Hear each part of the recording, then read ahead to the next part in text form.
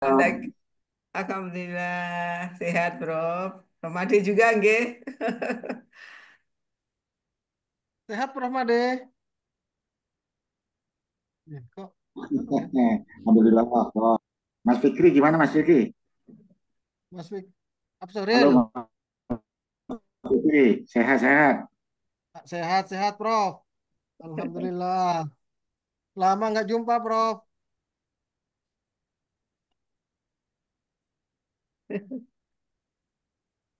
Ini Ini Bu Tatinya, oh sudah datang. sudah bergabung Prof tadi. Iya, iya. Iya, Sebentar saya ganti kacamata dulu. Ini kacamatanya agak error. Kacamata baca. Ini baru nyaman. Iya, Prof. Made, Pak Dr. Absyoril Fitri, ini waktunya sudah bisa dimulai, saya kira, nggih, Prof. Pak Iya Made. Prof, monggo Ya, Prof. ya. Bu Sri Hartati ya. Ini kita akan mulai. Assalamualaikum warahmatullahi wabarakatuh. Selamat Waalaikumsalam. malam. Waalaikumsalam Ya, warahmatullahi ya. wabarakatuh.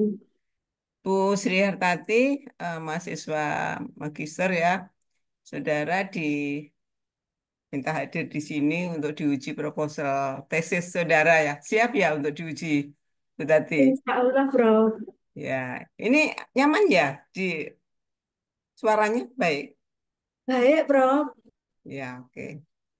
Baik, kalau gitu, karena waktunya sudah jam 7:05, silakan Bu Sri Hartati menjelaskan tentang proposal tesisnya. Eh, tidak boleh lebih ya, waktunya terbatas ini, nggak boleh lebih dari 15 menit. Silakan Bu Tati untuk menjelaskan sedikit. Assalamualaikum warahmatullahi wabarakatuh. Waalaikumsalam warahmatullahi Terima wabarakatuh. kasih kepada Prof. Tati, Prof. Made, Pak Absoril, yang dan Bapak Ibu yang sudah berkenan hadir pada kesempatan malam ini. Saya Sri Hartati akan memaparkan proposal tesis dengan judul Kepastian Hukum Pengelolaan Barang Milik Daerah.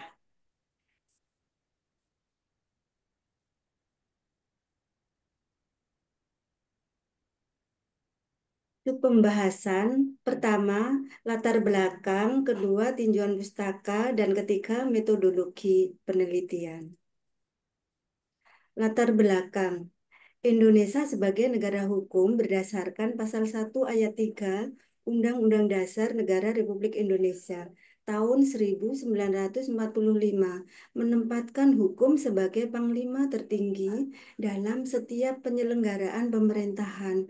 Dalam kerangka tersebut, hukum harus mampu memberikan kepastian, keadilan, dan kemanfaatan bagi seluruh warga negara. Bentuk konkret dari penyelenggaraan pemerintahan yang berlandaskan hukum adalah pengelolaan kekayaan negara, termasuk barang milik daerah.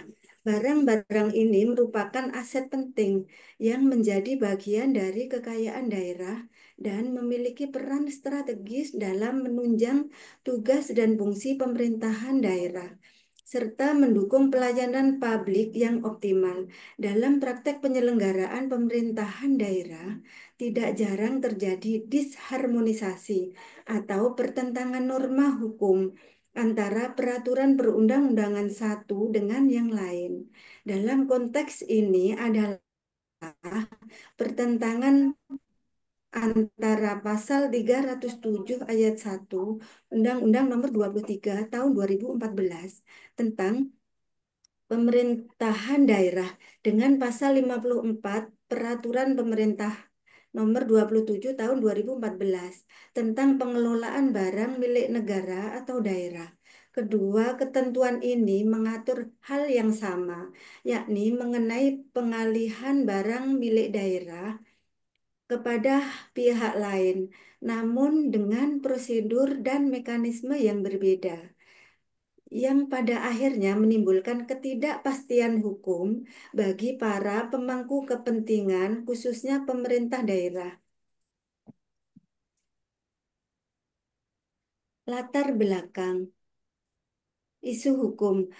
Pertentangan norma hukum antara pasal 307 ayat 1 Undang-Undang Nomor 23 Tahun 2014 tentang pemerintah daerah dengan pasal 54 Peraturan Pemerintah Nomor 27 Tahun 2014 tentang pengelolaan barang milik daerah. Rumusan masalah yang pertama, bagaimana prinsip kepastian hukum dalam hukum administrasi negara dapat digunakan untuk menilai keabsahan kebijakan pemerintah daerah dalam pengelolaan barang milik daerah. Kedua, apa implikasi yuridis terhadap tindakan pengalihan barang milik daerah yang hanya merujuk pada salah satu regulasi di tengah pertentangan norma hukum yang ada?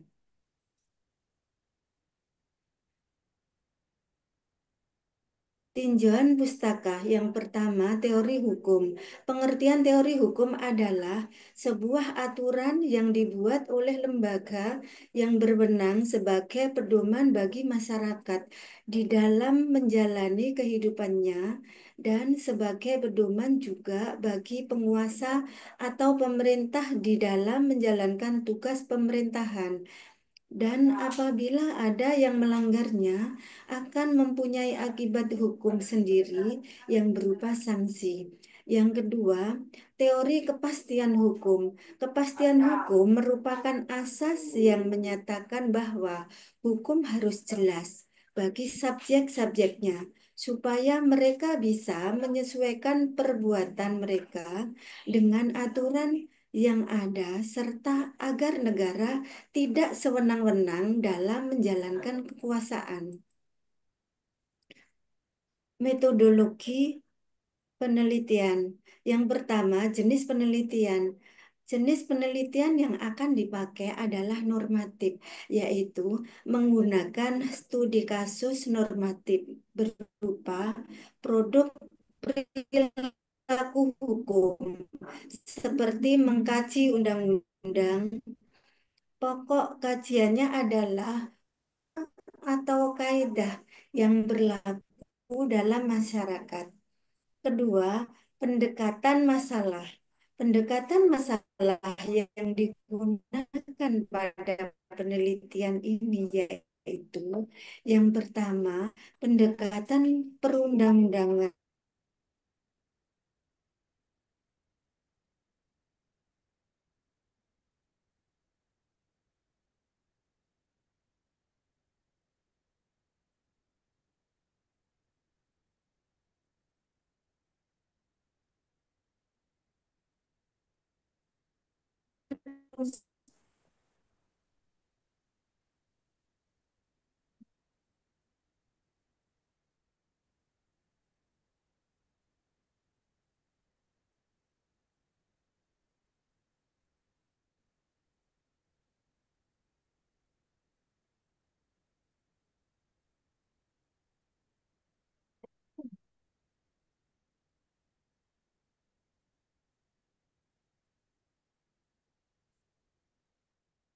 Kok tidak dengar suara ya? Ya, hilang, Prof. Tunggu tak tanya anu dulu, panitia. Pendekatan masalah.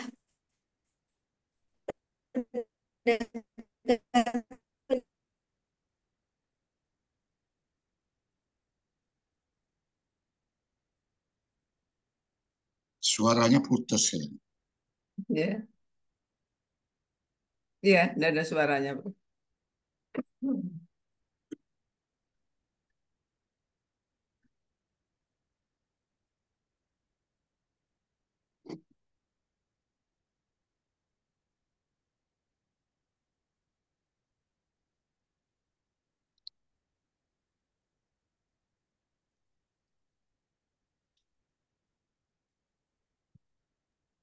Suaranya hilang, Bu Sri Hartati.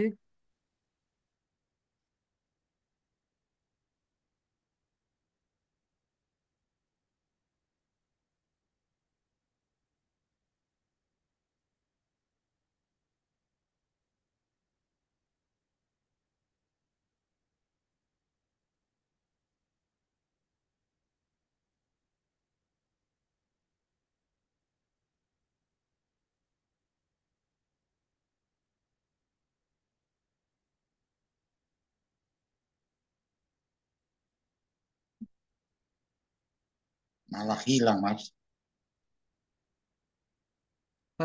Saya hubungi dulu ya, Prof ya. Tunggu sebentar, Prof. Oke. Ya, sama sekali nggak dengar. Posisinya belum bagus dia itu. Iya,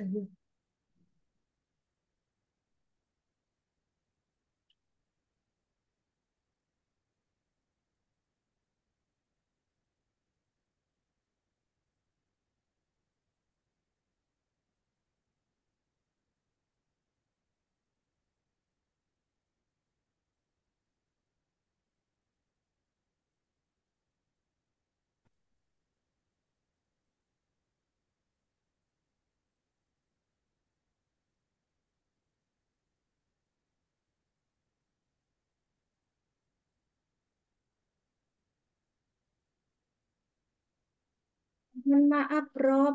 Terputus, Prof, Zoom-nya. ya, silakan. Dilanjutkan, Bu Tati. Baik, Prof.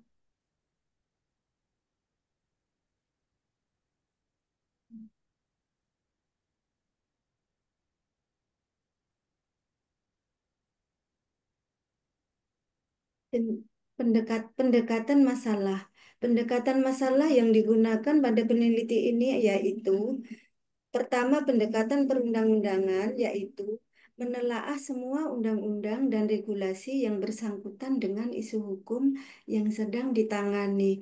Adakah konsistensi dan kesesuaian antara suatu undang-undang dengan undang-undang lainnya, atau antara undang-undang dengan regulasi yang ada? Kedua, pendekatan konseptual, yaitu mempelajari pandangan-pandangan dan doktrin-doktrin di dalam ilmu hukum. Dengan demikian, peneliti akan menemukan ide-ide yang melahirkan pengertian-pengertian hukum, konsep-konsep hukum, dan asas-asas hukum yang relevan dengan isu hukum yang dihadapi. Sumber bahan hukum. Bahan-bahan hukum primer yaitu perundang-undangan terdiri dari satu, Undang-Undang Dasar 1945, dua, Undang-Undang Nomor 12 Tahun 2011 tentang pembentukan peraturan perundang-undangan, tiga, Undang-Undang Nomor 23 Tahun 2014 tentang otonomi daerah, empat, Peraturan Pemerintah Nomor 27 Tahun 2014 tentang pengelolaan barang milik negara atau daerah. Teknik pengumpulan dan pengolahan bahan hukum.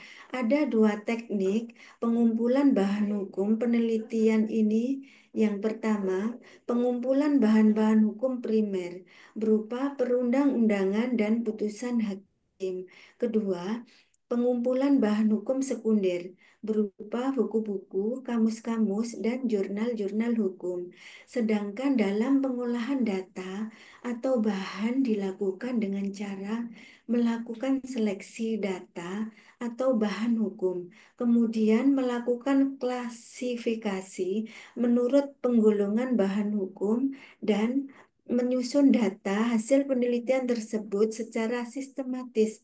Tentu saja hal tersebut dilakukan secara logis, artinya ada hubungan dan keterkaitan antara bahan hukum satu dengan bahan hukum lainnya untuk mendapatkan gambaran dari hasil penelitian.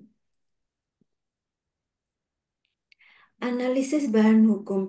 Analisis bahan hukum pada penelitian ini dilakukan secara kualitatif. Artinya, penelitian ini dideskripsikan dalam bentuk penjelasan berupa uraian kalimat-kalimat yang mudah dimengerti dan dipahami mengenai isu hukum yang diteliti.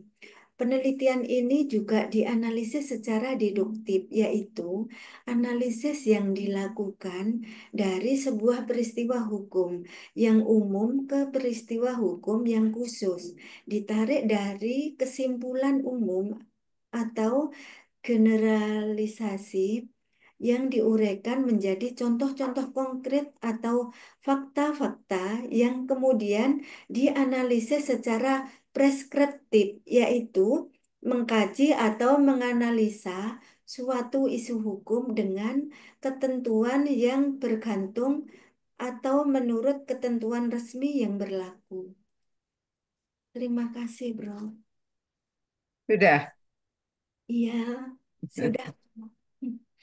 Ya, eh, baik. Karena waktunya juga udah 20 menit ya. Ini pertama kali saya persilahkan yang saya hormati Profesor Dr. Made Warga SHM HUM untuk memberikan masukan dan pertanyaan, Bro.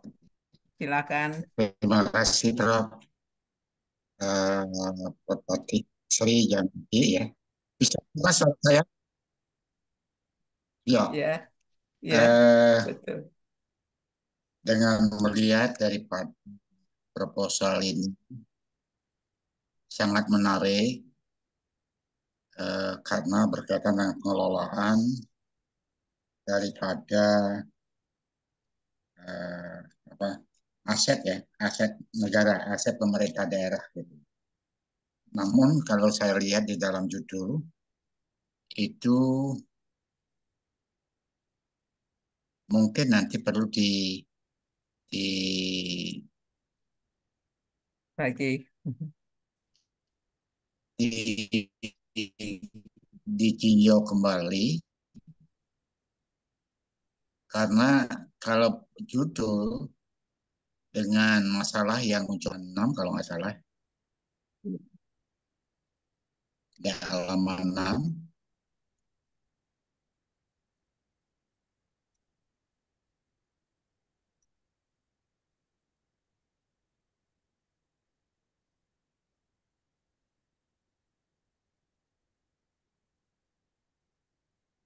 Nah, di halaman 6 itu dari uraian latar belakang di atas penulis dapat merumuskan rumusan masalah sebagai berikut. Yang pertama, bagaimana prinsip kepastian hukum?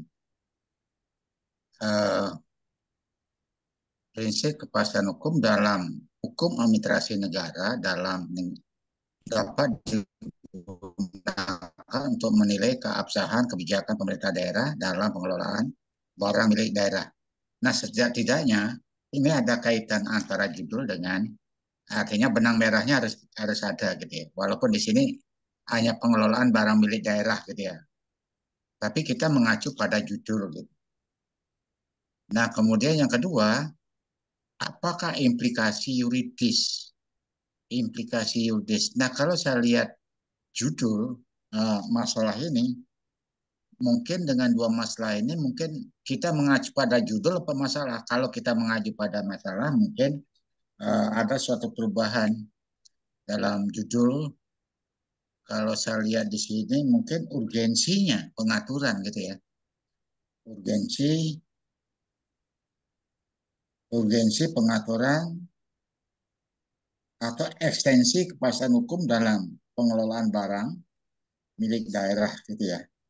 Nanti yang kedua, urgensi pengaturan. Jadi ada istilah ekstensi, ada istilah urgensi. Nah, kalau misalnya kita kaitkan pada masalah nomor satu, bagaimana prinsip-prinsip kepastian hukum? Ya tentunya tidak ada apa yang sudah diatur, ya sesuai dalam ekstensinya gitu. Karena kalau saya pandang dua masalah ini, bingung harus berkaitan dengan ontologi, epistemologi, dan aksiologi. Nah, sebelum masuk ontologi, epistemologi, dan aksiologi, saudara mahasiswa itu harus di latar belakangnya itu harus memunculkan aspek yuridisnya dulu, aspek sosiolognya dulu. Ada apa ini di dalam masyarakat? Kemudian tadi sudah saya lihat dalam aspek yuridis terjadinya eh, kontradiksi ya antara peraturan satu dengan peraturan lain. Mungkin dikaitkan apakah pertentangan itu bersifat vertikal atau horizontal. Dan juga di dalam latar belakang saya lihat masih ada kata-kata yang kadang-kadang putus, tidak nyambung gitu ya, tidak nyambung. Ambil contoh misalnya, saya pada alinea pertama begitu ya. Di dalam latar belakang,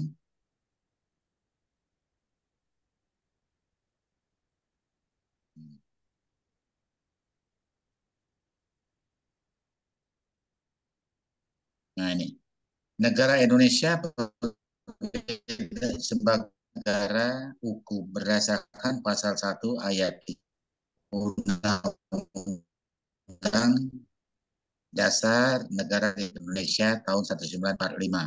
Disingkat Undang-Undang Dasar Negara RI, kemudian disambung menempatkan. Jadi mungkin perlu ada kata-kata tambahan di sini, di mana menempatkan hukum sebagai misalnya begitu. Jadi langsung jadi negara hukum menempatkan hukum. Jadi nggak met gitu, biar met gitu gimana ya. Nah mungkin nanti bisa dicek kembali setiap kalimat kata-kata itu sehingga met. Dan kemudian saya lihat beberapa eh, kalimat ada peraturan pusat gitu, pemerintah dalam kurung undang-undang dengan perda, undang-undang perda, kan ada undang-undang perda itu ya. Jadi, bukan undang perda begitu. Nah itu banyak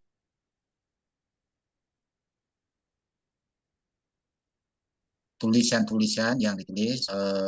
Satu contoh saya lihat di sini banyak sekali kata-kata yang memang runyam gitu ya.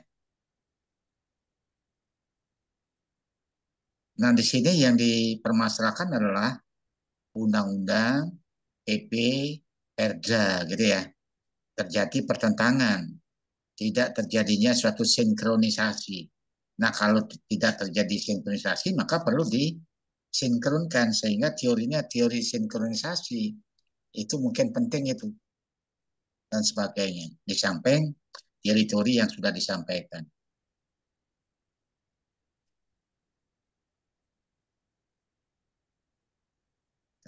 Saya harus lihat-lihat dalam naskahnya ini. Nah, ini. Selain itu, jadi kalimat awal itu sudah selain itu. Jadi seolah-olah di mana selain itunya itu. Jadi selain itu ketidaksinkronan regulasi ini juga menimbulkan permasalahan dalam konteks tata kelola pemerintahan yang baik. Jadi mungkin maksud selain itu mungkin diangkat aja ke atas begitu. Ketidaksinkronan regulasi bukan selain itu maksudnya. Jadi tolong diperhatikan alinea-alinea baru kadang-kadang nggak met gitu ya. Mana alinea baru, Baik, kata apa, jangan kata kata penghubung itu menjadi alinea baru gitu.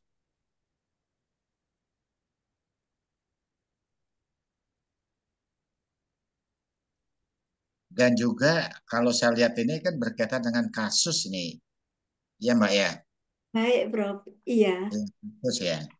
Jadi iya, Prof. pendekatannya itu mungkin perlu ditambah pendekatan kasus gitu ya.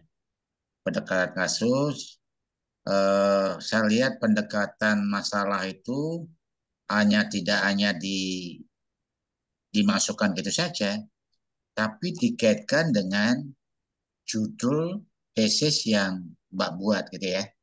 Baik, Misalnya Prof. ini adalah berkaitan dengan pengelolaan gitu ya, pengelolaan barang milik daerah, aturan mana yang mengatur, terus yang dipermasalahkan di mana peraturan perundang-undangan itu. PP-nya, undang-undangnya, perdanya, nah mana menjadi semacam bentuk problematik hukumnya. Gitu. Nah, kemudian berkaitan dengan apa di dalamnya itu pendekatan masalahnya itu yang saya lihat itu adalah saya harus lihat lagi nih ke belakang ini. Halaman berapa itu?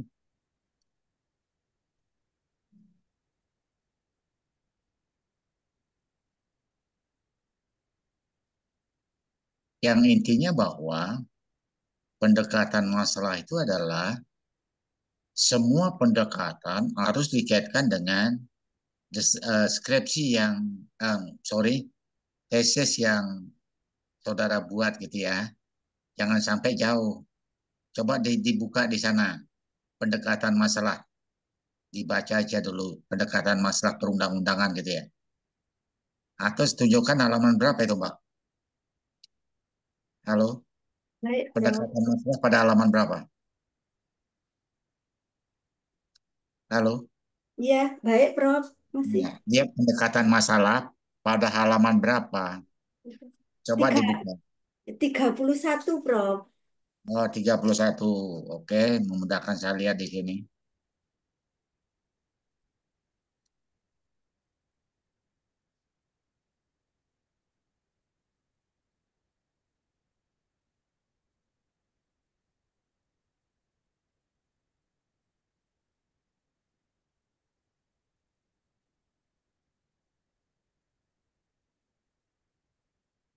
Halaman berapa, Mbak? 31, Prof. Hah? 31, Halaman? Loh. 31, Prof. Oh, itu masih di bawah ya. Oke, oke.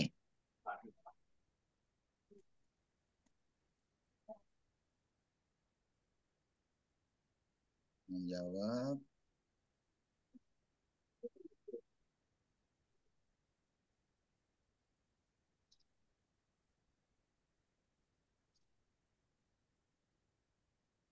Nah, ini.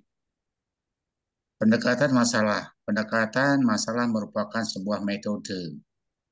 Oke ya. Kemudian yang pertama, pendekatan perundang-undangan, yaitu dilakukan dengan menelaah semua undang-undang. Ini kan apa namanya? Apa yang dimaksud dengan pendekatan masalah? Pendekatan perundang-undangan kan gitu, memberikan pengertian. Padahal pengertian itu harus dikaitkan dengan tesis yang dibuat. Nah, undang-undangnya yang mana ini? Nah, itu dicari. Yang mana jadi suatu masalah, menjadi problematik hukumnya itu apa gitu. Nah, kalau begini ini kan bisa saja apa analisa Anda ini masuk pada tesis yang lainnya gitu. Jadi sifatnya umum. Padahal ini sudah mengusus ke tesis yang Anda buat. Paham ya, Mbak ya? Baik, Prof. Oke, kemudian ada istilah di sini nih pendekatan undang-undang. Sudah itu yang kedua, pendekatan konsep. Jadi sebelum masuk konsep, beri masukan aja. Sebaiknya ada namanya kasus gitu ya, pendekatan kasus atau perbandingan lebih lengkap lagi, tapi terlalu jauh mungkin pendekatan kasus saja. Kemudian dengan kasus, dengan melihat peraturan perundang-undangan, Anda akan menawarkan semacam konsepnya itu gimana. Ya, Baik, Prof. jadi konsep yang ke depan yang terbaik bagaimana kan itu petawarannya begitu. Kemudian eh, oke ini sudah. Nah kemudian teknis penulisan oke lah nanti eh, Pak Dokter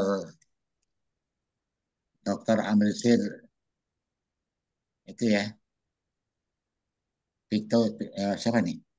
Saya lupa ini. Jadi tema pembimbing nanti bisa dikonsultasikan lagi. Jadi intinya apa yang saya sampaikan mungkin kalau mengacu pada judul maka permasalahannya dirubah.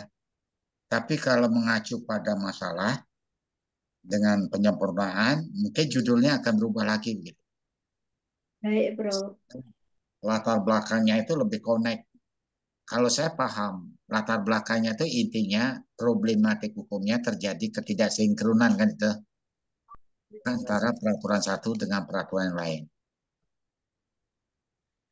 Nah, kalau tidak terjadi kesinkronan atau terjadi pertentangan normal gitu ya, maka perlu namanya konsep sinkronisasi. Nah, bagaimana mensinkronkan antara peraturan satu dengan peraturan yang lain, ya kan? Dengan perda sekalian kalau saya lihat itu perda juga dikaitkan itu. Nah, itu apakah termasuk apa namanya hubungan horizontal atau hubungan vertikal. Nanti itu ditelaah kembali. Baik, Prof. Mungkin itu sementara, Prof. Matur suwun.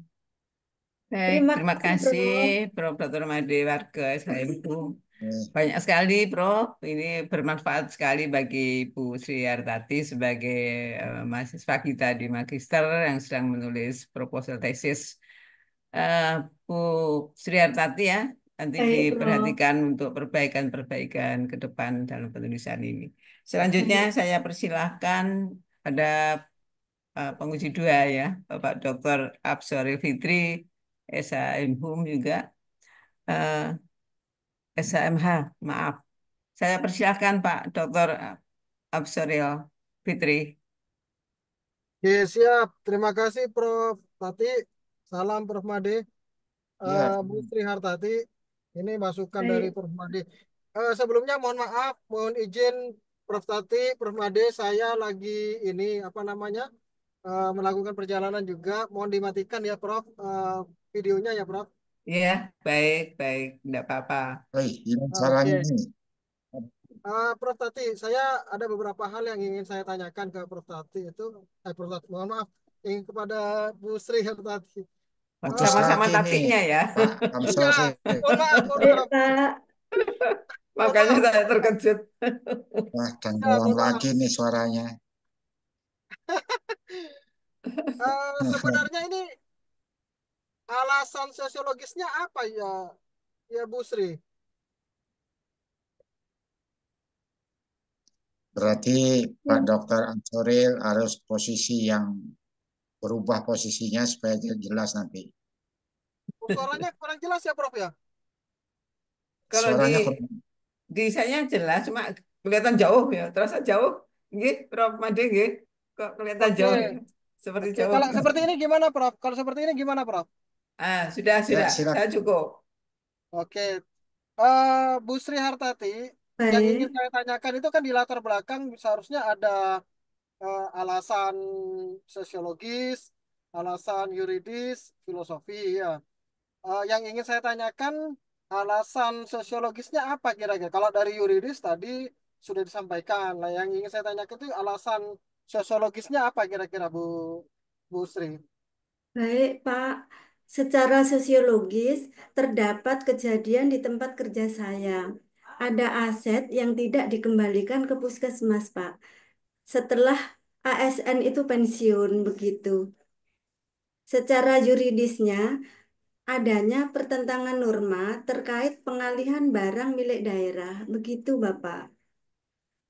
Em, itu itu kasusnya terjadi apa namanya sudah lama, orangnya sudah pensiun tapi nggak dikembalikan, seperti itu ya, Bu Sri? Iya, Bapak. Sudah lama. Terus peran pemerintah itu seperti apa? Peran Usaha. Pak, sudah menghubungin Bapak Kepala Puskesmas begitu, Bapak. Sewaktu itu ASN itu masih bekerja di Puskesmas, terus sebagai sebagai KTU Kepala Tata Usaha gitu, Bapak, mendapatkan itu kendaraan sepeda motor begitu itu sampai dua Bapak. Terus sekarang ini saat ini sudah pensiun kira-kira 5 tahun yang lalu. Terus aset kendaraan bermotor itu dua tidak dikembalikan gitu Bapak. Terus akhirnya pengurus barang itu setiap ada pemeriksaan begitu itu suruh mencari sepeda motor yang tidak ada itu. Seharusnya sepeda motor itu harus berada di puskesmas begitu, Bapak. Terus itu sudah disurati dari puskesmas untuk mengembalikan aset puskesmas itu, tetapi tidak dihiraukan gitu, Bapak.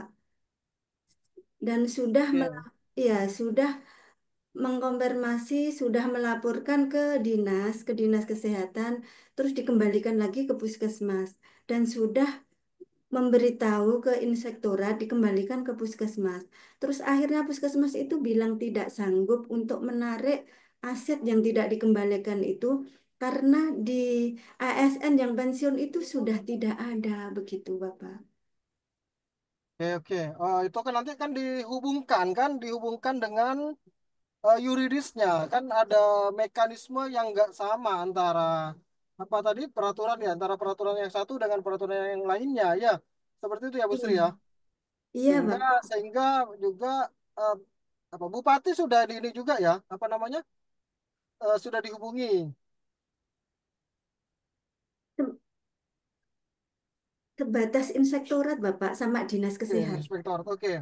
Ya, karena saya lihat itu pertentangan normanya itu kan yang satu harus harus apa? Persetujuan dari bupati ya kalau nggak salah ya. Satunya persetujuan melalui DPR gitu kan ya. Ya Bapak. Nah, itu yang menjadi konfliknya nanti di situ.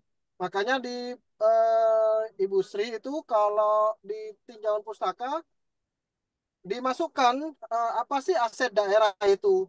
Jadi Bu Sri itu nanti buat doktrin, bukan bukan buat buat bukan buat sih sebenarnya, masukkan doktrin atau para konsep-konsep para ahli mengenai apa sih konsep dari barang daerah itu apa gitu loh.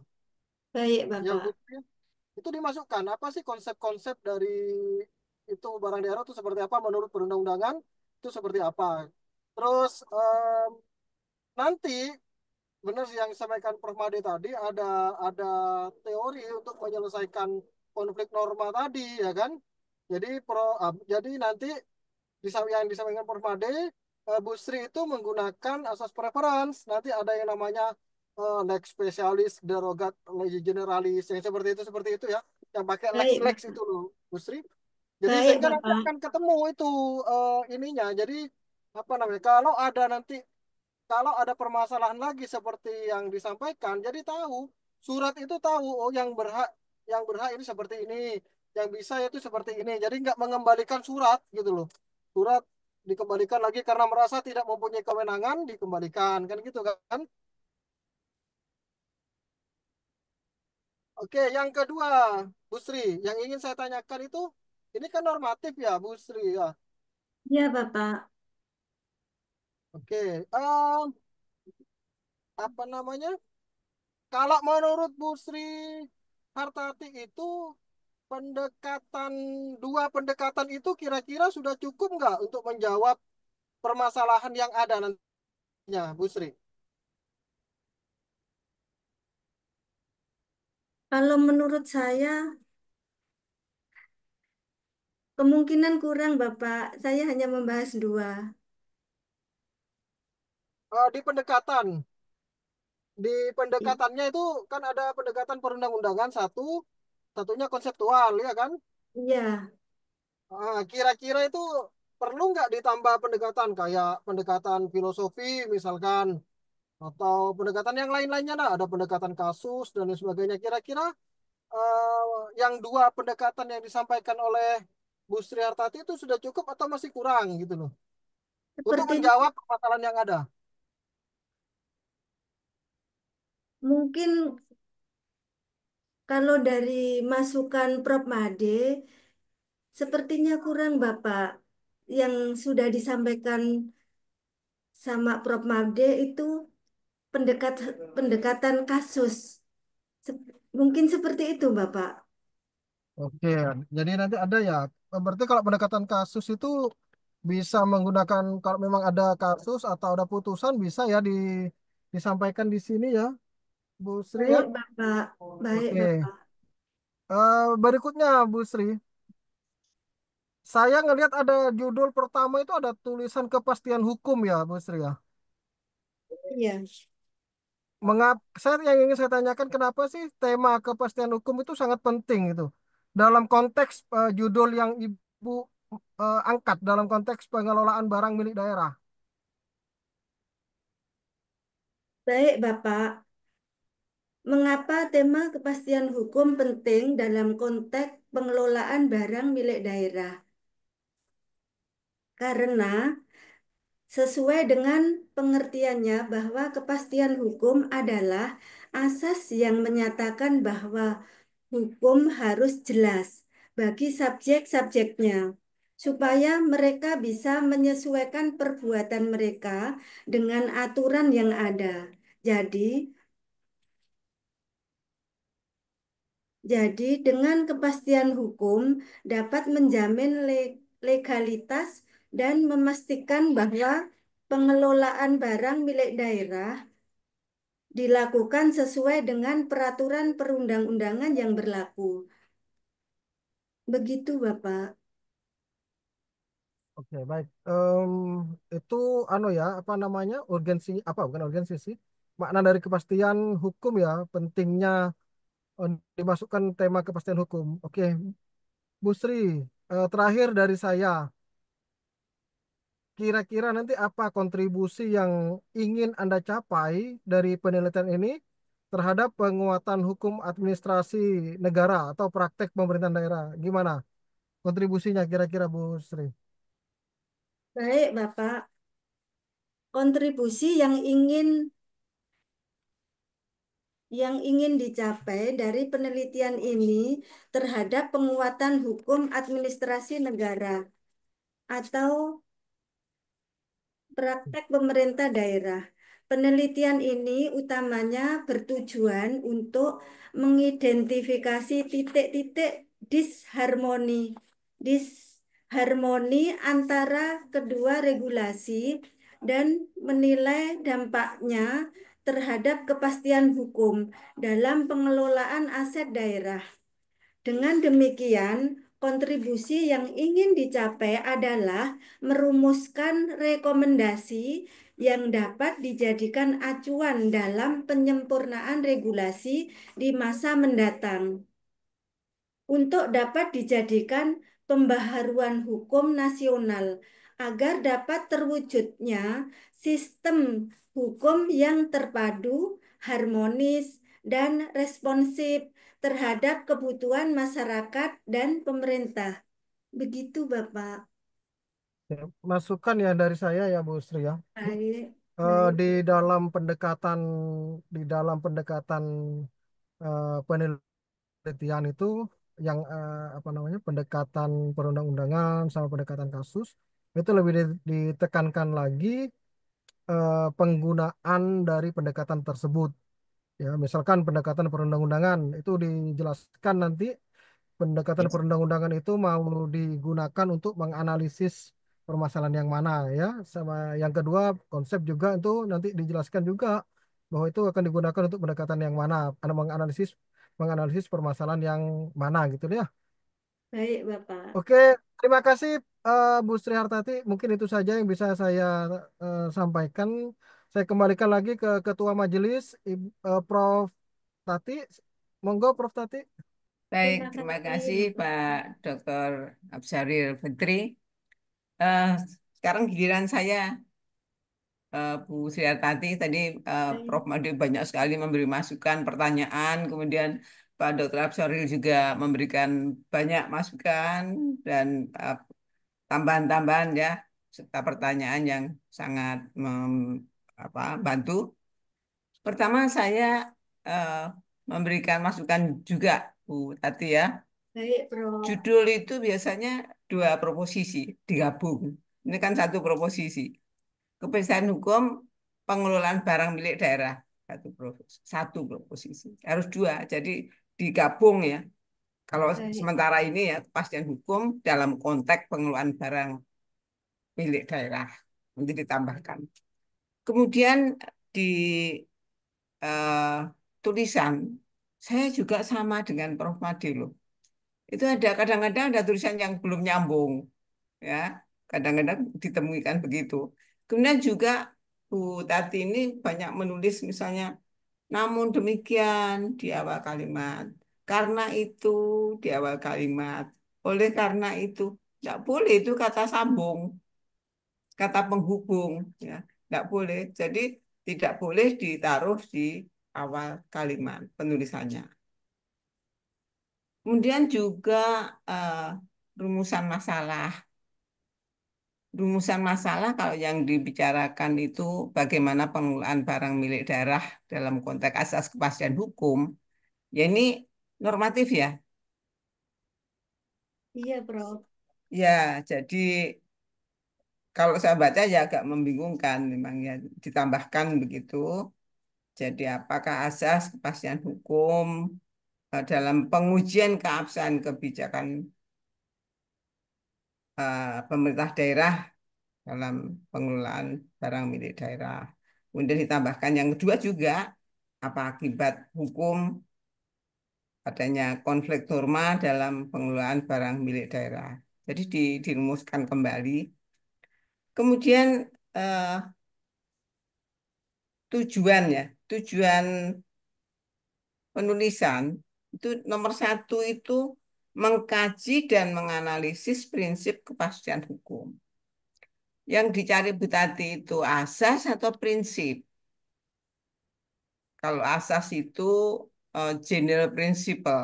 Kalau prinsip itu bisa pedoman biasa, belum tentu prinsip hukum. Dan juga itu harus ada konsistensi. Kalau sudah nulis asas ya asas, jangan campur antara asas dan prinsip. Ya, ini terminologinya lain nanti ya. Di halaman 8 itu ya, kemanfaatan. Misalnya, masukkan dulu kemanfaatan dari penulisan ini bagi DPRD, bagi aparat pengawas internal, APIP, kemudian pemerintah pusat, lalu ada praktisi hukum. Coba ditambahkan sedikit ya. Jadi manfaat dari penulisan tesis judul ini apa? Eh, Lebih spesifik, lebih fokus karena masih ngerambiang ya, belum belum nampak bahwa lu ini loh manfaat dari penulisan tesis dengan judul ini. Nanti dirubah ya, ditambahkan. Baik, Prof. Nah, kemudian eh, teori yang digunakan. Nah, kalau teori yang digunakan berkaitan dengan, kan ada konflik norma ya. Ada konflik norma antara Undang-Undang Nomor 23 Tahun 2004 yang disebutkan Bu Tati di pasal 307 ayat 1 dengan PP Nomor 27 Tahun 2014 pengelolaan aset daerah itu yang disebutkan Bu Tati di pasal berapa? Pasal Pasal 54, Prof. Oh, sorry ya, ini ada pasal 54. Jadi pasal 54 dan pasal 307. Ya, tadi Pak Dr. Absori juga sudah menguraikan, yang menanyakan bahwa kan ada perbedaan ya, Iya, yang di Prof. undang-undang itu pengalihan aset harus dengan persetujuan DPRD. Sedangkan kalau PP cukup dengan kepala daerah. Nah, kalau kita melihat di undang-undang itu sendiri, yang namanya pemerintahan daerah itu kan kepala daerah dan DPRD.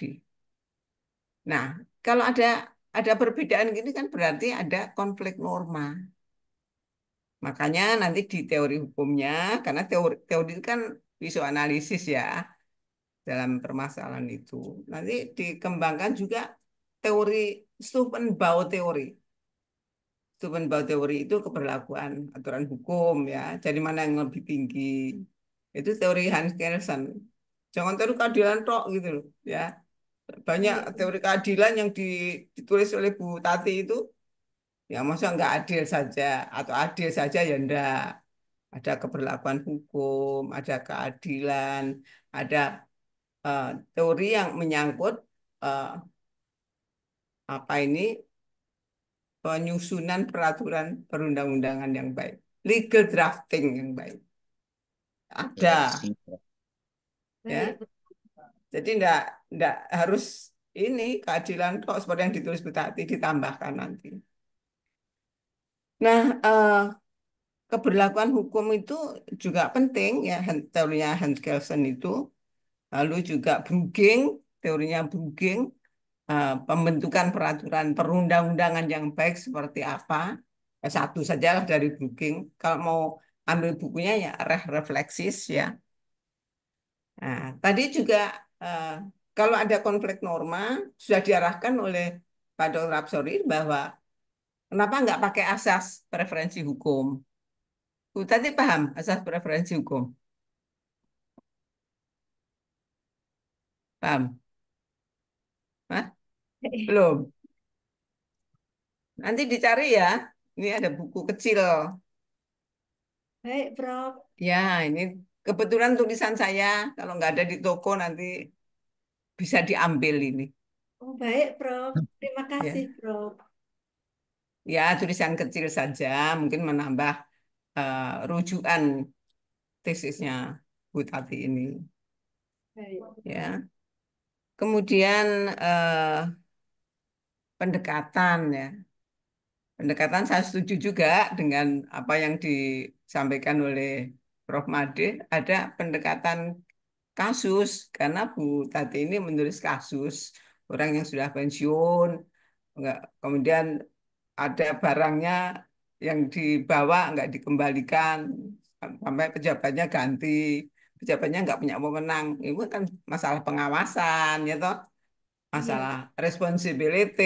Jadi banyak loh sebenarnya teori pertanggungjawaban, teori tentang pengawasan, banyak.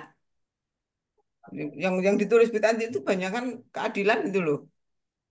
Jadi apa baik. yang adil? Adil untuk pejabat itu. Ya, eh saya tanya satu ya.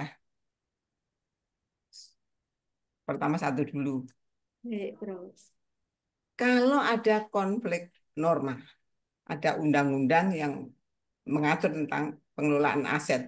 Undang-Undang Nomor 23 tahun 2014. Itu undang-undang apa?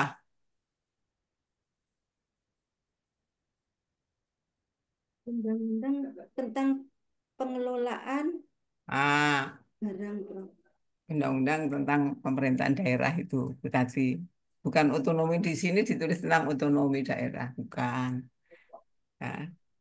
Jadi ada undang-undang, ada PP, kemudian ada perda. Perdanya nggak disebut ya. Perdanya apa? Perda nomor berapa?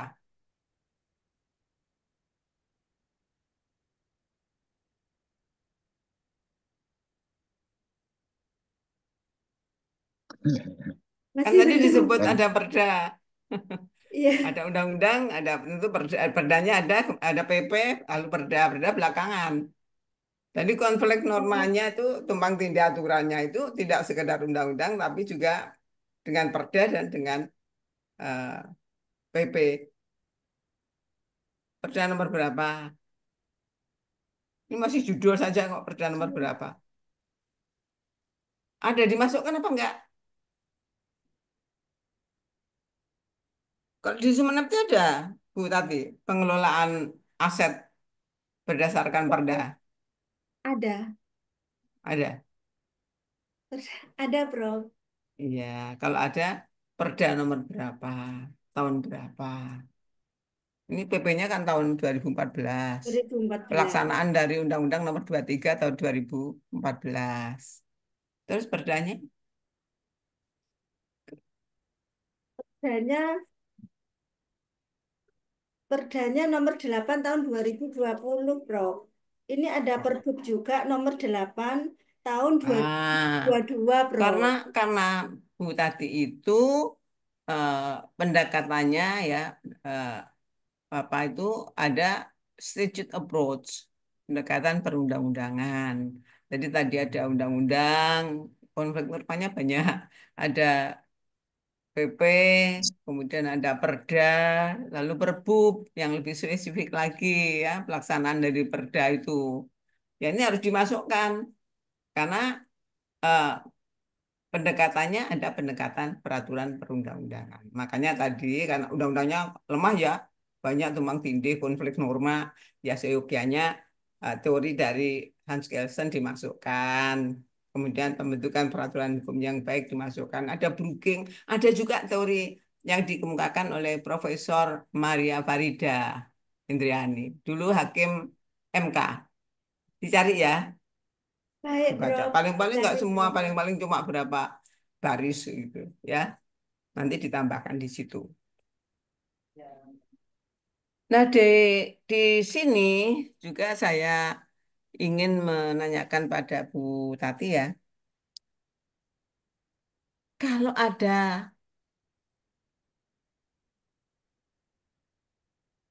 kasus seperti yang dimukakan oleh Bu Tati, Bu Tati menganalisis bahwa ini pejabat yang sekarang nggak sanggup lagi untuk menagih orangnya sudah nggak ada. Penggunaan wewenang, pejabat mempunyai jabatan, itu ada responsibility-nya. Dalam konteks pertanggungjawaban tuh dia masih masih terkait apa enggak yang baru ini? Terkait mungkin, Prof. Terkait toh. Iya. Nah, kalau kalau misalnya Karena orangnya sudah tidak ada, orangnya sudah meninggal. Sudah itu zaman era pejabat yang terdahulu ketika meminjamkan atau mengalihkan ya barang-barang atau eh, memberikan izin untuk dipakai barang itu misalnya. Nah, ini kan dia meneruskan saja toh, meneruskan saja kewenangan itu. Jadi bisa nggak dia apa eh, mengelak ya, mengelak dalam artian atau memberikan suatu reason bahwa saya itu tidak mempunyai kompetensi untuk itu pada waktu itu, pada waktu eh, pengalian sepeda motor ke siapa itu? Ke petugas ya, Dekes ya. Iya, betul. Iya, Bro. Ya, ya itu dianalisis juga berarti. Jadi kalau kewenangannya di pejabat yang dulu. Nah, yang sekarang ini apakah nggak bertanggung jawab? Bertanggung jawab toh, tapi nggak sanggup untuk menagih, nggak sanggup Bertanggung untuk jawab. ya. Kalau mau misalnya dihapuskan ya sudah orangnya nggak ada gitu. Apa yang dijadikan sebagai landasan? Apa yang dijadikan sebagai dasar pengujian supaya dia tidak terkesan menggunakan kewenangan untuk tujuan lain, supaya tidak ada anggapan bahwa dia telah melakukan wewenangnya yang menyimpang atau yang biasa di dalam dalam ilmu kita, ilmu hukum administrasi itu penyalahgunaan wewenang. Apa yang harus dilakukan? Ya kalau sudah lama orang yang meninggal kan dia tidak bisa lagi. Kan nggak mungkin juga dituntut untuk apa, mengganti dua sepeda motor itu. Ya sekarang ya mahal loh. Ya, gimana tadi? Sepertinya terlempar, Prof. Tati. Sepertinya terlempar, nggak ada di ini Iya, keluar durasi. ya. Iya. Mbak Evi, mungkin bisa dihubungi, Mbak Evi. Oh iya iya Bapak, saya hubungi Pak. Nah, ini sudah. Itu sudah, Prof. Ya, Mohon maaf, silakan Bu Tati Lepas ya, lagi dia. silakan dilanjutkan pertanyaan saya tadi. Jadi bagaimana tindakan Bu Tati yang misalnya apa atau apa kebijakan yang harus dilakukan oleh pejabat itu supaya dia terhindar agar tidak di apa katakan sebagai tindakan penyalahgunaan wewenang karena dia nggak melakukan tugasnya loh, dia nggak bisa menarik kemudian dia menghapuskan benda milik daerah itu ya sudah nggak ada, orangnya sudah meninggal, apa boleh begitu saja? tidak boleh, Bro. Iya, ada reasonnya apa? Ya, harus berusaha untuk bisa mengembalikan kembali, menarik kembali begitu, Bro. Ini sudah berapa tahun? Kan dua sepeda motor. Iya, Bro.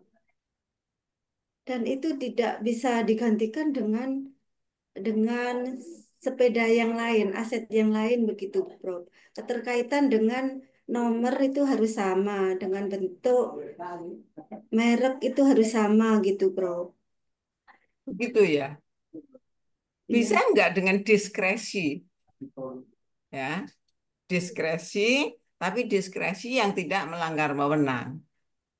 Jadi diskresi itu satu kebijakan pemerintah, satu tindakan untuk memilih suatu suatu kebijakan, pilih tindakan A atau B. Ya, ini dihapuskan atau eh, tetap ngejar barang itu sampai dapat. Kapan dapatnya? Mungkin dengan penghapusan barang itu, Bro. Ya, artinya kan tadi ada dua pilihan.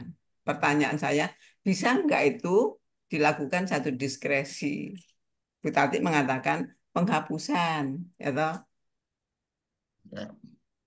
Lalu ada lagi yang lain dikejar sampai dapat, gitu tadi. Bu Tati juga bilang ada dua pilihan berarti. Ya.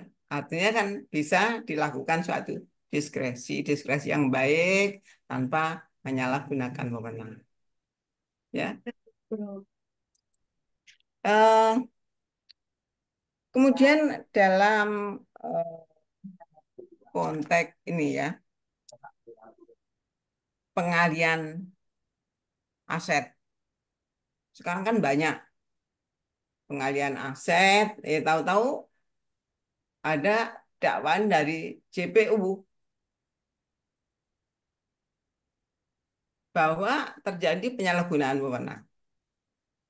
Misalnya ada tanah ya, tanah untuk kepentingan apa, pasum ya, kemudian dia diganti ke tempat lain. Ya ini landasannya apa? Kalau misalnya pengalian tanah ke tempat lain, ya itu bisa nggak Bu Tati menceritakan itu berkaitan dengan pengalian aset daerah, milik daerah loh, masih milik daerah. Jadi kalau ada kebijakan seperti itu, apa yang menjadi landasan yuridisnya?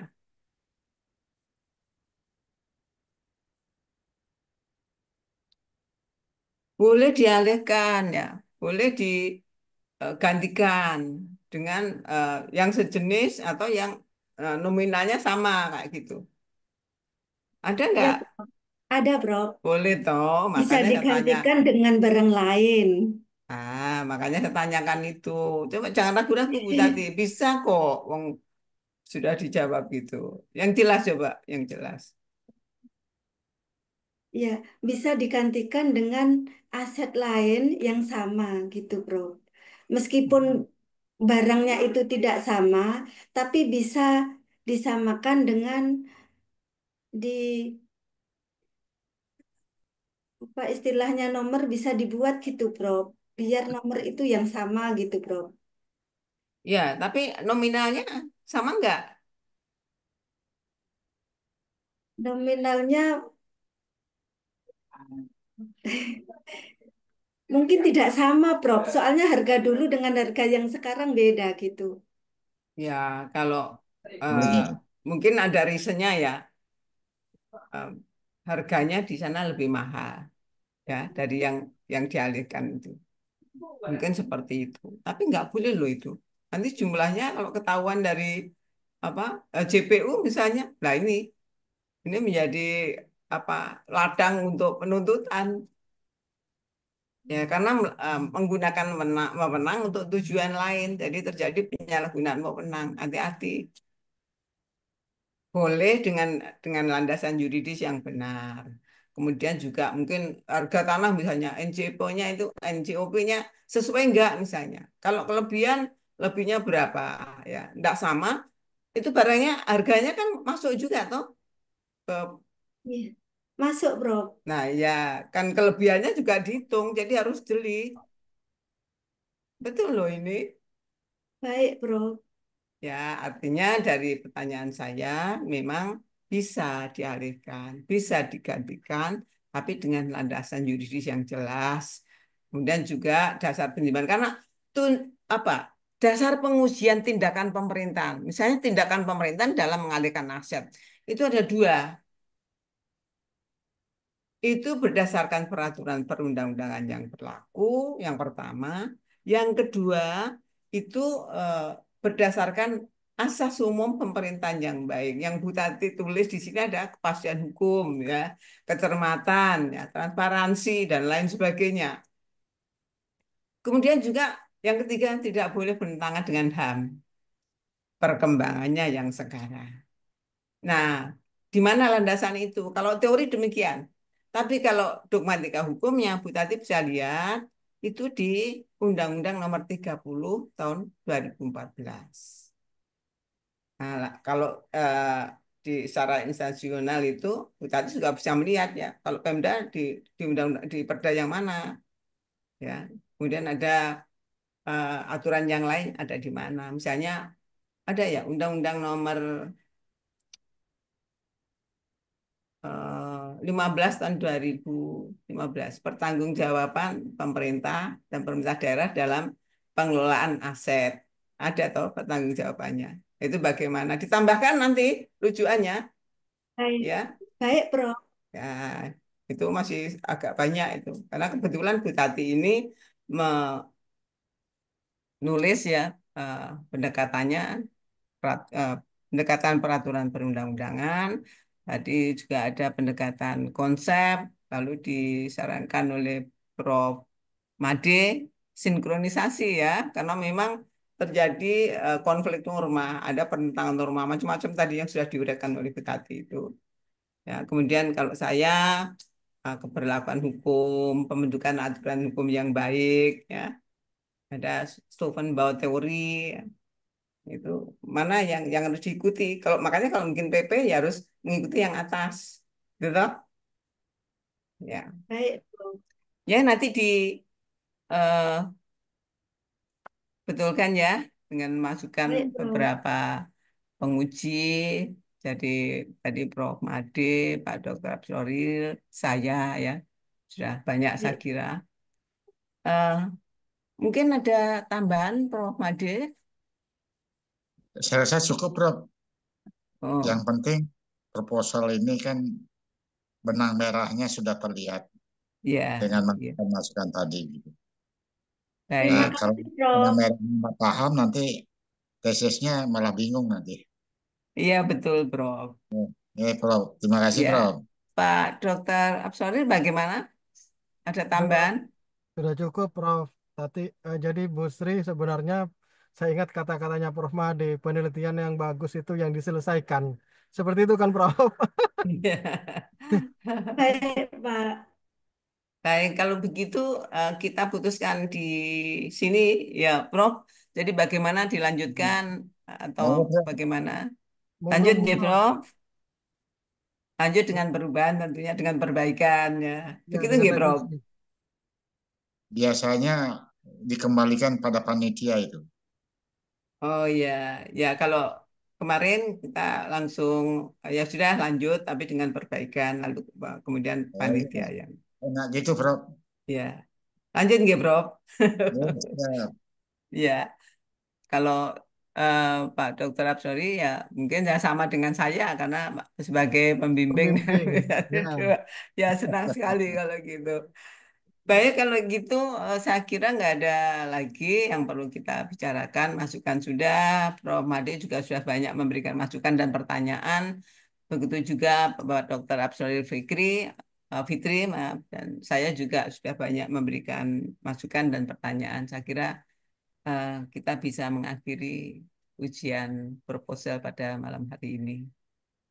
Selamat Terima malam, kasih, Prof. Ya, Prof. Bu Tati. Tati, ya nanti Terima kasih, diperbaiki. Prof. Made. Matur nuwun, Prof. Terima Eh, Made. kasih, Sampai ketemu sehat Prof. selalu, Terima Pak kasih, Dr. Prof. Absori. sehat selalu, Selamat Prof. malam. Made. Ya, ya, Sehat-sehat selalu, Prof. Made. Sehat selalu, Prof. Tati. ya. Selamat, Mbak Sri Artati. Semangat Terima semuanya. kasih, Prof. Made. Sampai ketemu. Prof Tati ini Baik, pasti Prof. Ye, keren. ye. Prof. Terima kasih. Makasih.